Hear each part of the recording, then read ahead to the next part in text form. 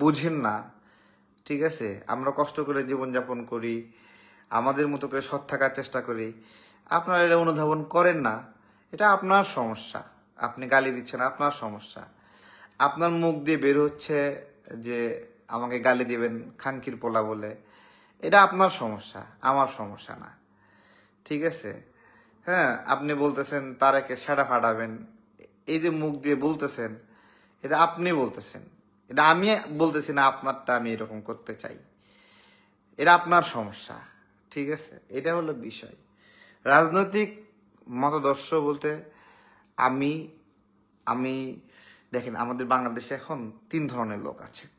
এক ধরনের লোক যারা 71-কে খুব ভালোবাসে কিন্তু 24-কে ঘৃণা করে।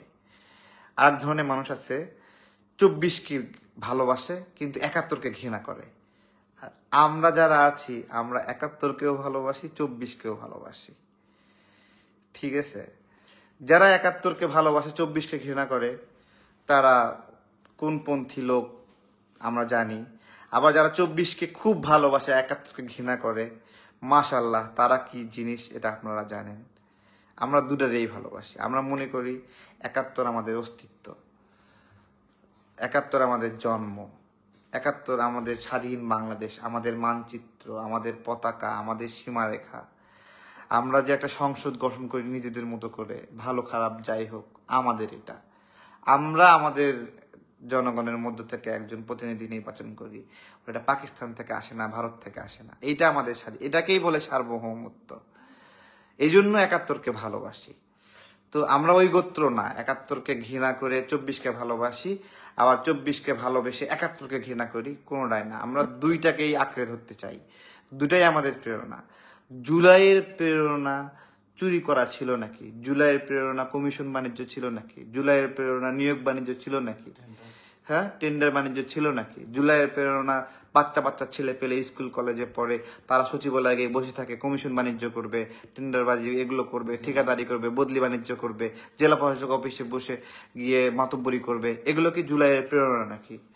জুলাইয়ের প্রেরণা আমরা যে অসততার বিরুদ্ধে লড়াই করেছি, অন্যায়ের বিরুদ্ধে লড়াই করেছি, সেই অন্যায়গুলো আমরা করব না, এইটাই আমাদের প্রতিজ্ঞা ছিল। ওই জন্যই আমরা বলছি, রাস্তার মাঝখানে লিখে দিছি যে রাষ্ট্র মেরামতের কাজ চলছে, সাময়িক অসুবিধার জন্য দুঃখিত। তা রাষ্ট্র মেরামতের ঠিকাদার যারা, তারা যদি নিজেরাই যদি এখন রাষ্ট্র ধ্বংস করার কাজে জড়িত হয়, মব সৃষ্টি করে, এখানে গিয়ে লুটপাট করে, ওখানে গিয়ে ঝামেলা করে, বিশৃঙ্খলা করে, আওয়ামী দোষর নাম দিয়ে একটা সাধারণ মানুষকে হয়রানি করতেছে, তাহলে এইটা কি রাষ্ট্র মেরামত? আমরা এইটা জুলাইয়ের প্রেরণা। আমরা এই জায়গাতে কোনো সময় ইনভলভ হইনি। আমরা আন্দোলন করার সময় আন্দোলন করছি, জোরের সঙ্গে আন্দোলন করছি। আমাদের চেয়ে ভালো আন্দোলন কে করছে বলেন? আমাদের চেয়ে ভালো প্রতিরোধ কে করছে?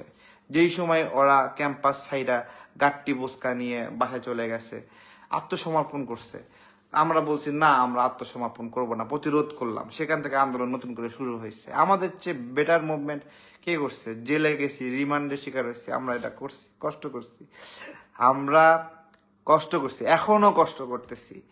বৃষ্টিতে ভিজে, রোদে ভিজে, আমে ব্যবসা করি, ওইখানে এসে কমেন্ট করে দালাল দালাল দালাল। গাছে ধরে নেই, ক্ষমতা দালালি করাই তো দালালি। আমরা ক্ষমতাকে চ্যালেঞ্জ করতেছি, তাহলে দালাল কিভাবে হলাম?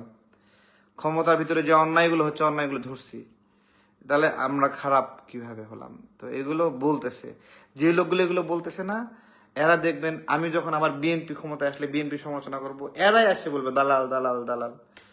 বেসিক্যালি এরা যে দালাল, এরা নিজেরাও বুঝে না, ঠিক আছে।